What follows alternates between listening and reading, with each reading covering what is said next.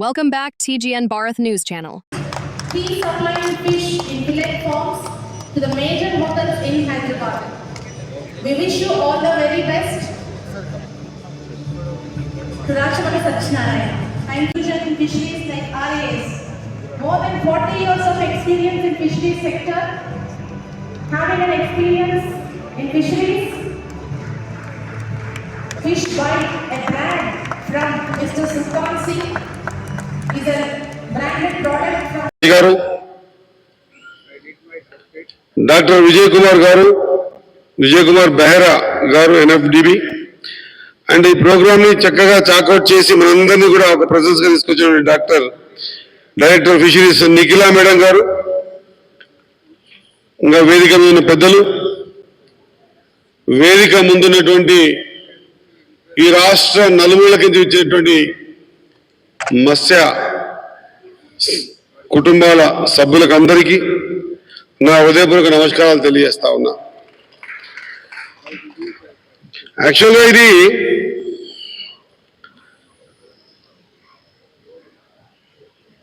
World aquaculture India 2025 వివిధ రాష్ట్రాల నుంచి వచ్చారు కాబట్టి వారి కోసం నేను అనుకుంటున్నా కదా, వాళ్ళు పర్మిషన్ ఇస్తే, if you give permission to me either English are Hindi and then I turn to Telugu.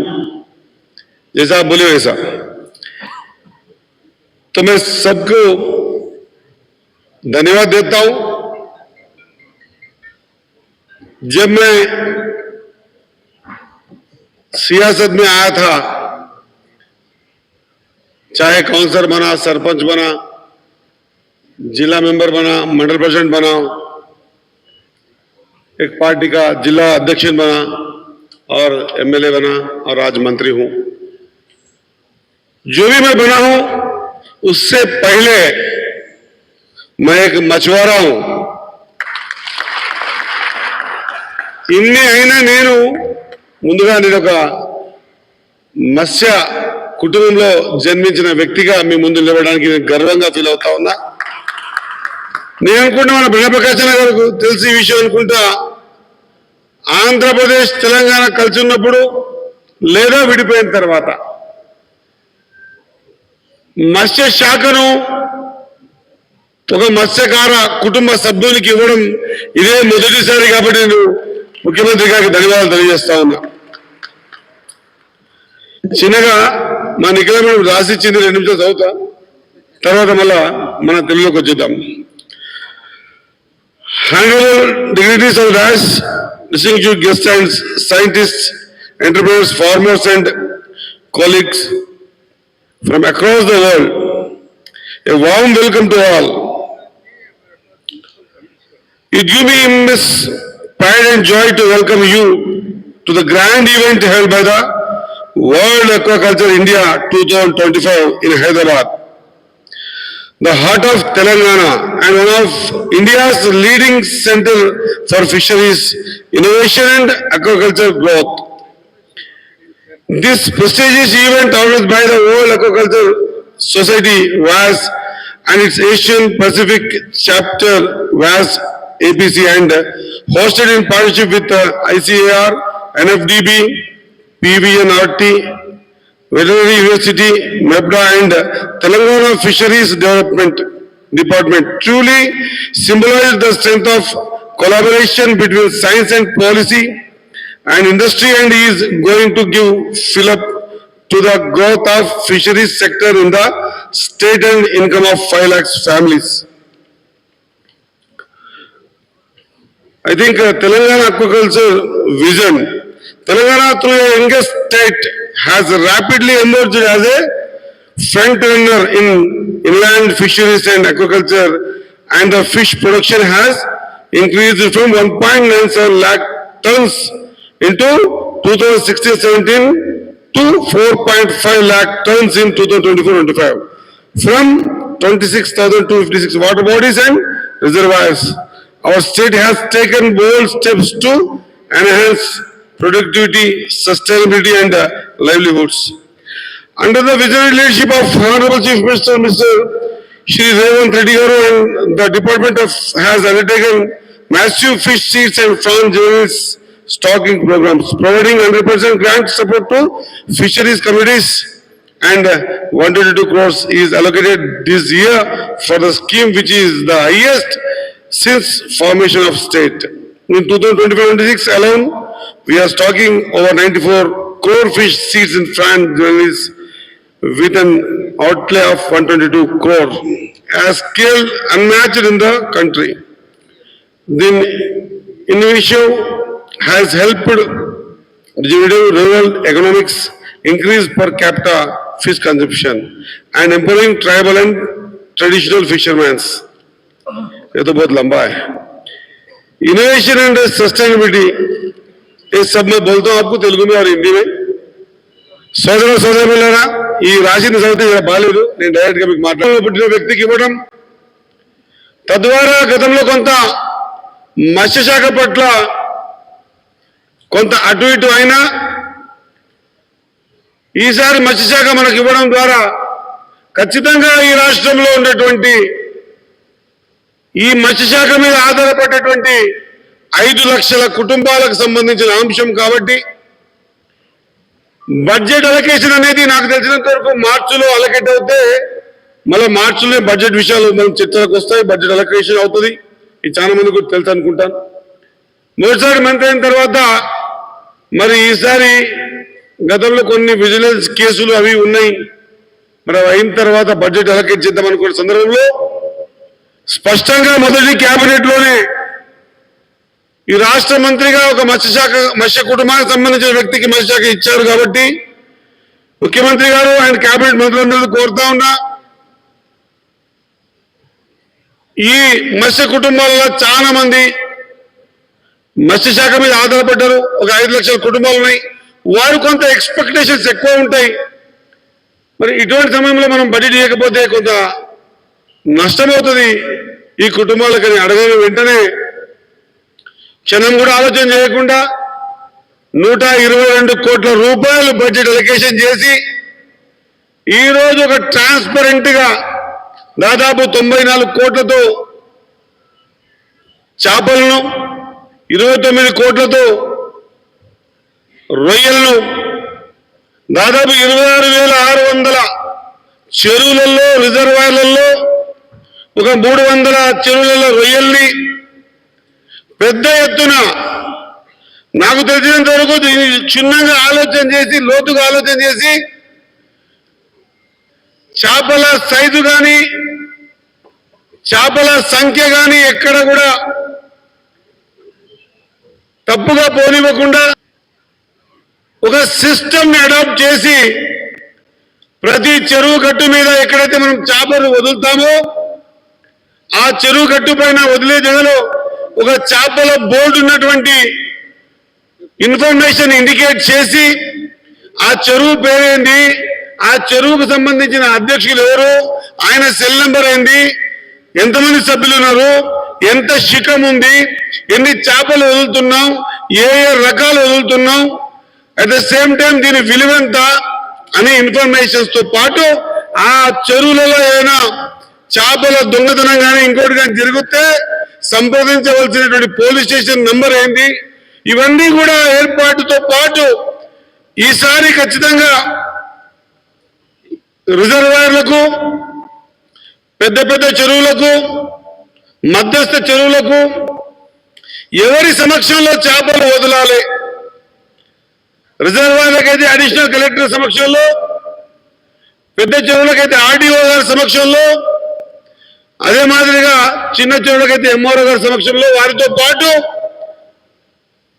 మన జిల్లా మత్స్య సహకార లేదా జిల్లా ఫిషరీస్ డైరెక్టర్ గారు, మిగతా ఎంపీడీఓలు, ఆ సంఘంలో సభ్యులు, వీరందరి సమక్షంలో వదలాలనేటువంటి ఆలోచనతో దీనికి కమిట్మెంట్ అయి ఉండి కట్టుబడి ఉండి మొన్ననే అనుకుంటే వారం కింద అనుకుంటున్నా దాదాపు 32 మంది కలెక్టర్లతో వీడియో కాన్ఫరెన్స్ లో మాట్లాడి ఈ కార్యక్రమాన్ని పూర్తి స్థాయిలో బాధ్యతగా చేయాలని చెప్పేసి చెప్పడం జరిగింది. ఎందుకంటే దీని మీద ఈ సంపద మీద ఆధారపడేటువంటి 5 లక్షల కుటుంబాలకు సంబంధించిన అంశం ఇది. మనం కూడా ఖచ్చితంగా ఈ ఆర్థిక అభివృద్ధిలో చేపల భాగస్వామ్యం కూడా ఉండాలి. అక్కడ గోదావరి, ఇక్కడ కృష్ణమ్మ మధ్యలో తెలంగాణలో గొలుసు కట్టు చెరువులు కాకతీయులు ఏ విధంగా అయితే మనకు ఆ సంపద ఇచ్చిపోయారో ఆ సంపద మీద ఆధారపడుతున్నటువంటి మన అందరి జీవితాల్లో వెలుగులు ఉండాలా. మన జీవితాల్లో ఖచ్చితంగా ఆర్థికపరమైన అంశంలో కూడా మనం ముందుండాలా. మన పిల్లల భవిష్యత్తుని మనము నిర్ణయించే విధంగా మన స్థితిగతులు ఉండాలనే ఉద్దేశంతో తీసుకున్న ఒక కఠినమైన నిర్ణయంగా మీ అందరికీ తెలియజేస్తా ఉన్నా. ఎవరు కూడా అధైర్యపడాల్సిన అవసరం లేదు. కొంత లేట్ అయినా కూడా ప్రకృతి సహకరించింది. ఒకవేళ ఇన్ టైంలో మనం ఒకవేళ అనుకుని ఉండితే ఈసారి వర్షాల ప్రభావం వల్ల చేపలు కొట్టుకోబోయే పరిస్థితి. ఏదైనా కూడా భగవంతుడు ప్రకృతి మనకు ఆశీర్వాదం చేశాయి కాబట్టి ఈరోజు మన తెలంగాణ రాష్ట్రంలో ఉన్నటువంటి 26,600 చెరువులలో ట్రాన్స్పరెంట్ గా 88 కోట్ల చేప పిల్లల్ని, 1,000 కోట్ల చేప పిల్లల్ని వదలడం ఒక్కటే కాకుండా దాదాపు 300 చెరువులలో రొయ్యల్ని కూడా వదిలి నేను ప్రమాణ స్వీకారం చేస్తున్న రోజు, చేసిన రోజు మొదటి సంతకంగా ఈ రాష్ట్రంలో ఉన్నటువంటి మత్స్యకారులు ప్రమాదవశాత్తు ఏదైనా జరిగితే వారి కుటుంబాలు రోడ్డున పడతాయి కాబట్టి మొదటి సంతకం నేను చేపల మంత్రిగా చేసి రెండవ సంతకాన్ని 1,40,00,000 రూపాయల ఇన్సూరెన్స్ కట్టి తెలంగాణ రాష్ట్రంలో ఉన్నటువంటి అందరూ మత్స్యకారులకు ఇన్సూరెన్స్ కట్టడం జరిగిందని మీ అందరూ తెలియజేస్తా ఉన్నా. మీరు ఒకసారి ఆలోచన చేయాలి. ఇది ఏదో చేపల మంత్రి వాకిటి శ్రీయను, లేదా వేదిక మీద ఉన్న బండ ప్రకాశనను, లేకుంటే చేపల అధ్యక్షుడు మిట్టు సాయో, నిఖిల మేడమో, లేకుంటే మన మిగతా పెద్దవాళ్ళు కూర్చునే వాళ్ళందరూ బాధ్యత కాదు. ఇది ఒక సంపదగా మనం తీసుకోవాల్సిన అవసరం ఉంది. ఇది ఒక బాధ్యతగా, ఇది కూడా ఒక ఎకనామీగా ఖచ్చితంగా ఈ రాష్ట్రంలో ఆర్థిక వనరులు చేపల సంపద ద్వారా కూడా చేకూరుతాయనే విధంగా ఒక మత్స్య సంపదను ఈ రాష్ట్రానికి అలవాటు చేయాల్సిన అవసరం ఉంది. ఖచ్చితంగా 100% ఉచిత చేప పిల్లలు, అవి కూడా 80 నుంచి 100 mm సైజులు. అదే మాదిరిగా రొయ్యల్ని కూడా ఇడిసి ఈసారి నాకు తెలిసి 7 నుంచి 8 లక్షల టన్నుల చేపల ఉత్పత్తి చేసి ఈ ప్రాంతంలో ఇన్ని సంవత్సరాల కింద మనం చూస్తూ ఉంటే దాదాపు 88 కోట్ల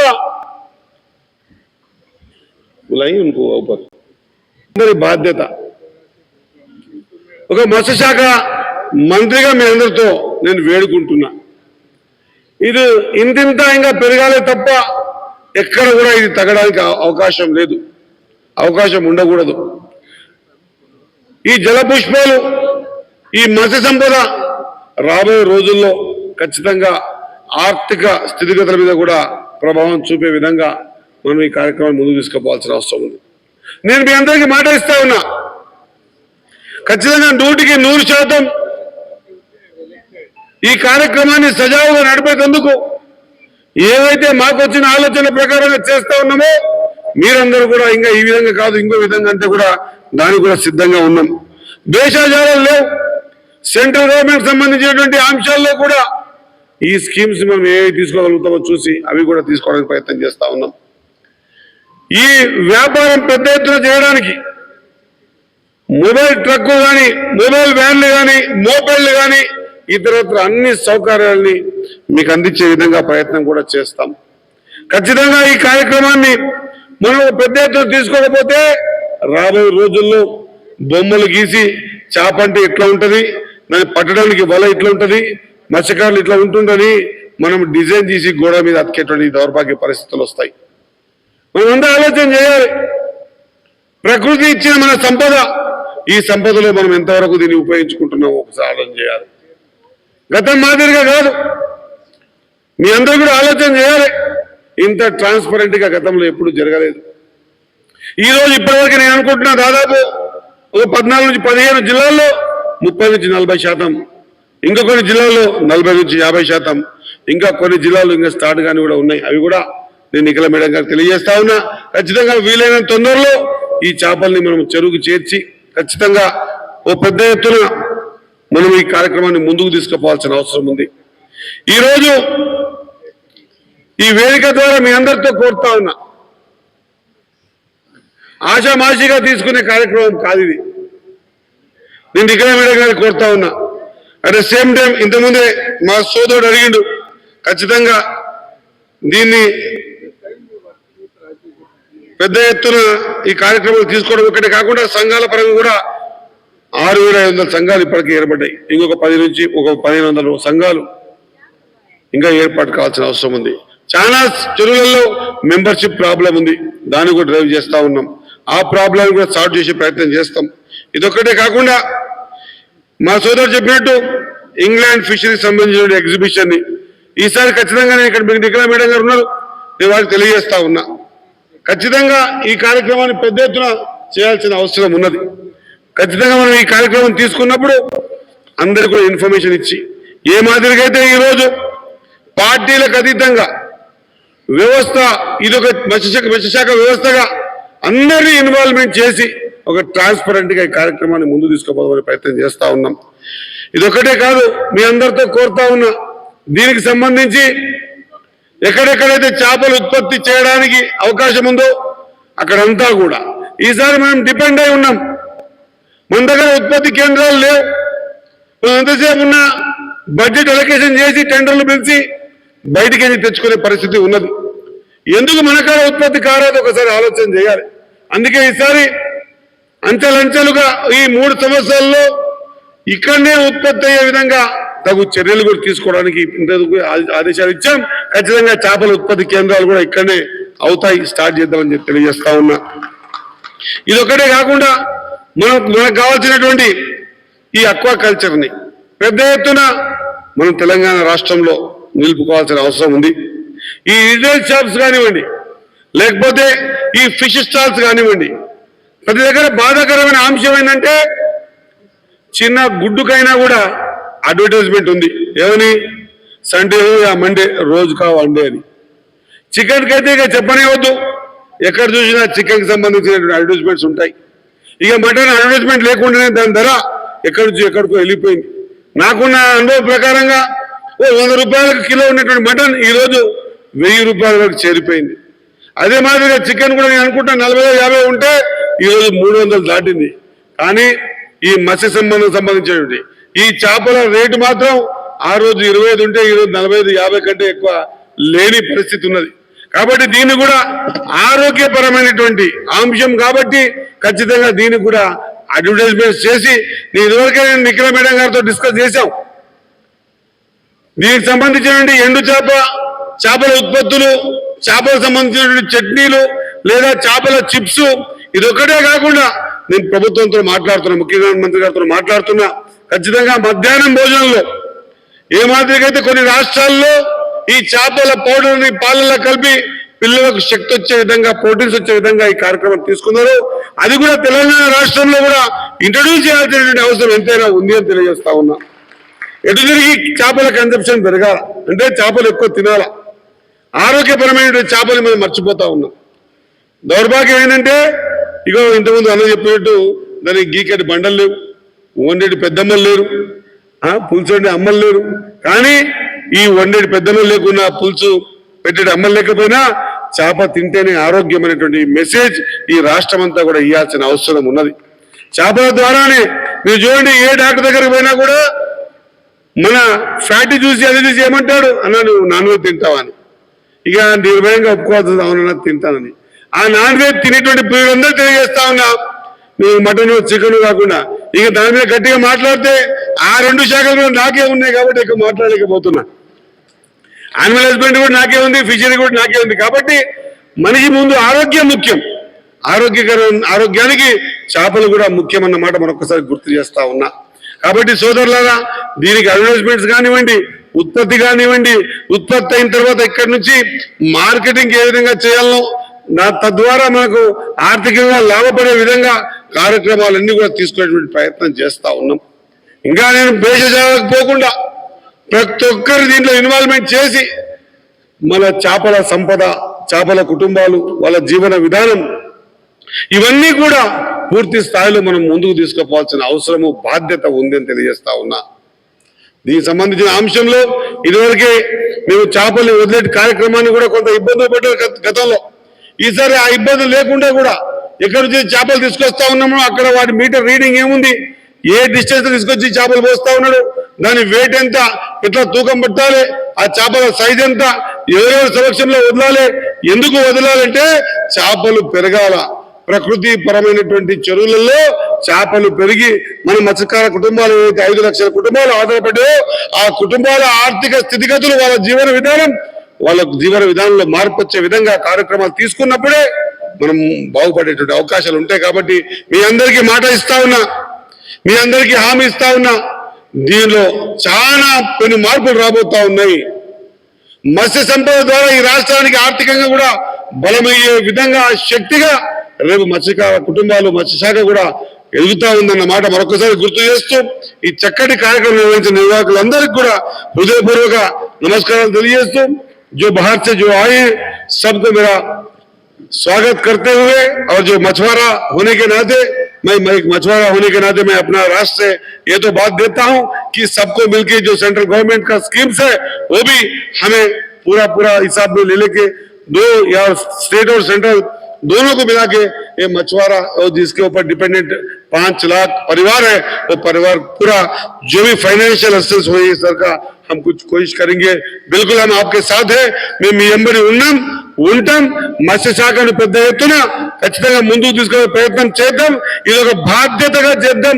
ఖచ్చితంగా మన జీవితాల్లో ఈ 5 లక్షల కుటుంబాల జీవితాల్లో వాళ్ళ పిల్లల జీవితాల్లో కూడా వెలుగొచ్చే విధంగా ఆర్థిక స్థితిగతులు బాగుపడే విధంగా కార్యక్రమాలు తీసుకొని మనం కూడా ముందుకు పోవాల్సిన అవసరం ఎంతైనా ఉందని తెలియజేసుకుంటూ మీ అందరికి కూడా హృదయపూర్వక నా ధన్యవాదాలు తెలుస్తూ ముగిస్తా ఉన్నా.